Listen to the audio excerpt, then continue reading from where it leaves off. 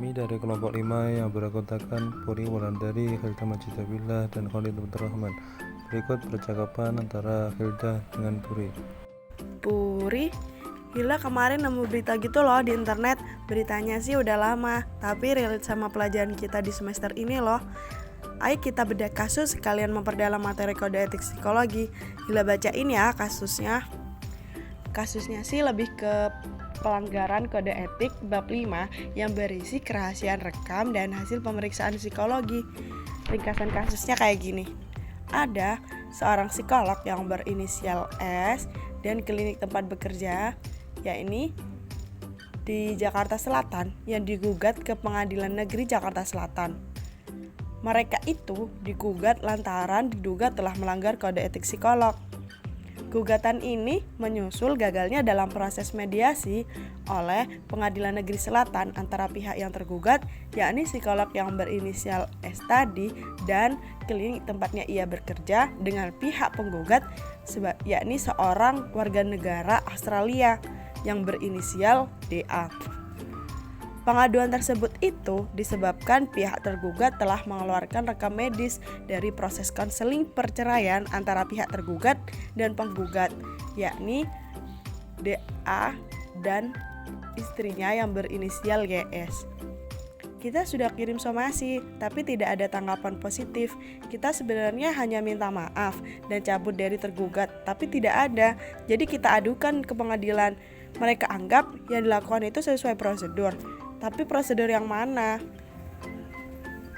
Klinik Jakarta Selatan itu kan berprinsip menjaga kerahasiaan, tapi ternyata tidak menjaga kerahasiaan klien kami.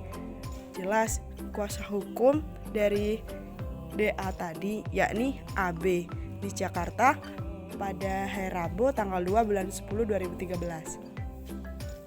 Menurutnya, klinik di Jakarta Selatan itu dan psikolog yang berinisial S itu secara nyata telah melanggar kode etik psikolog dengan mengeluarkan rekam medis hasil konseling.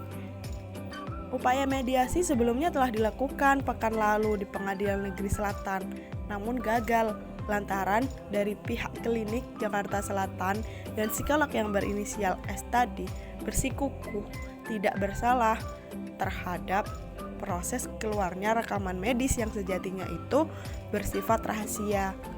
Padahal dalam konseling yang dilakukan tidak pernah membahas soal anak, apalagi soal yang dituliskan oleh pihak klinik Jakarta Selatan, di mana dikeluarkan LK telah mengalami gangguan kecemasan yang disebabkan pengalaman buruk pada masa lalunya atau penyangkapan oleh ayahnya pada tanggal 20 Mei 2012. Terang AB sebagai kuasa hukum dari DA. Kliennya pun merasa telah dirusak nama baiknya karena dalam rekam medis yang dikeluarkan oleh klinik melalui psikolog yang berinisial S tadi tercantum nama DA yang telah melakukan penyekapan dan penyiksaan terhadap anaknya yang berinisial LK. AB pun menambahkan, kliennya tersebut tidak pernah meminta surat rekam medis dari klinik, namun kliniknya sendiri yang justru mengeluarkan tanpa izin. Kami sudah minta pendapat kepada pihak organisasi psikolog dan menyatakan apa yang dilakukan oleh psikolog yang berinisial S tadi dan tempat kliniknya ia bekerja itu salah. Itu akan kami jadikan bahan untuk masukan kami. Tungkasnya, AB sebagai kuasa hukum dari DA. Mungkin seperti itu Puri ringkasan kasusnya. Wah iya bener banget nih, aku setuju sama kamu Hilda. Kita bisa lebih mendalami apa sih yang udah kita pelajari selama 1 semester di mata kuliah kode etik psikologi. Mengulas kembali ya, apa sih itu kode etik? Nah, kode etik itu adalah acuan perilaku perseorangan atau korporasi yang dianggap harus diikuti pelaku aktivitas profesional, termasuk pada profesi psikologi. Nah, di Indonesia sendiri, kode etik psikologi diatur langsung oleh Himpunan Psikologi Indonesia atau biasa disingkat atau biasa disebut dengan HIMSI. Nah, kalau masuk ke kasus yang udah Hilda paparin tadi, menurut analisis aku, kasus itu melanggar beberapa kode etik. Yang pertama, pada pasal 2 yaitu prinsip umum, di mana yang A, penghormatan pada harkat martabat manusia. Termuat pada nomor 2 yang isinya psikolog atau ilmuwan psikologi menghormati martabat setiap orang serta hak-hak individu akan keleluasaan pribadi, kerahasiaan, dan pilihan pribadi seseorang.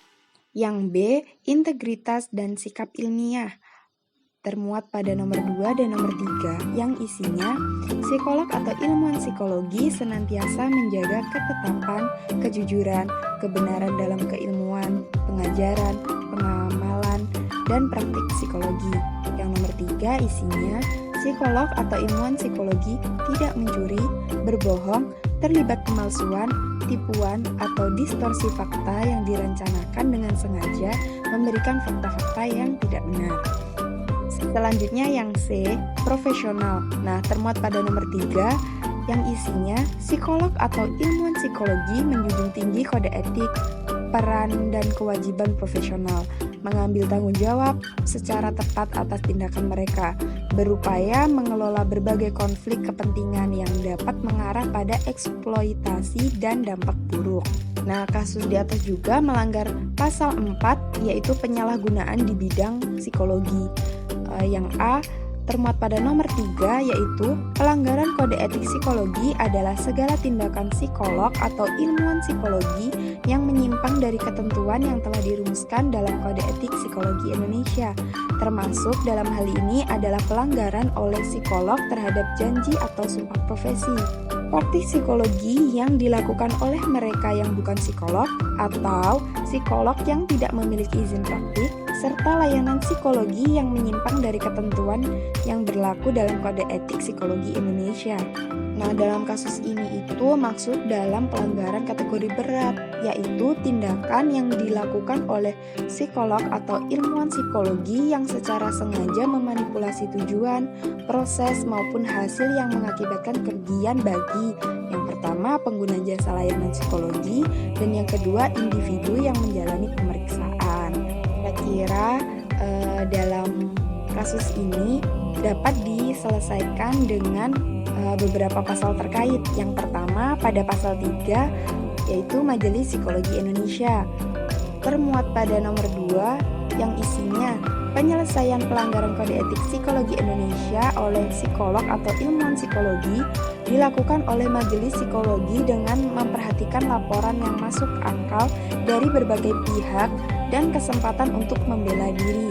Yang nomor 3, apabila psikolog atau ilmuwan psikologi telah melakukan layanan psikologi sesuai prosedur yang diatur dalam kode etik dan tidak bertentangan dengan kaidah-kaidah ilmiah serta bukti-bukti yang empiris, wajib mendapatkan perlindungan dari Himpunan Psikologi Indonesia, dalam hal ini Majelis Psikologi Indonesia.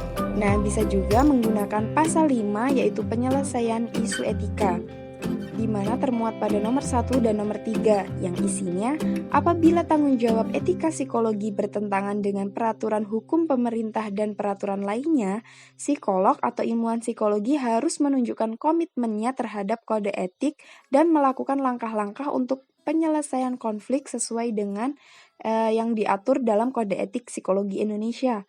Nah, apabila konflik tidak dapat diselesaikan dengan cara tersebut, psikolog atau ilmuwan psikologi diharapkan patuh terhadap tuntutan hukum, peraturan atau otoritas hukum lainnya yang berlaku. Nah, yang nomor 3 isinya pelanggaran terhadap isu etika profesi psikologi dapat dilakukan oleh seorang psikolog atau ilmuwan psikologi atau pengguna jasa layanan psikologi. Pelaporan pelanggaran dibuat secara tertulis dan disertai dengan bukti terkait, lalu ditujukan kepada Himpunan Psikologi Indonesia untuk nantinya diserahkan kepada Majelis Psikologi Indonesia. Nah, mekanisme pelaporan secara detail akan diatur dalam mekanismenya sendiri. Nah, jadi kurang lebih analisis dari aku tuh kayak gitu, Hil.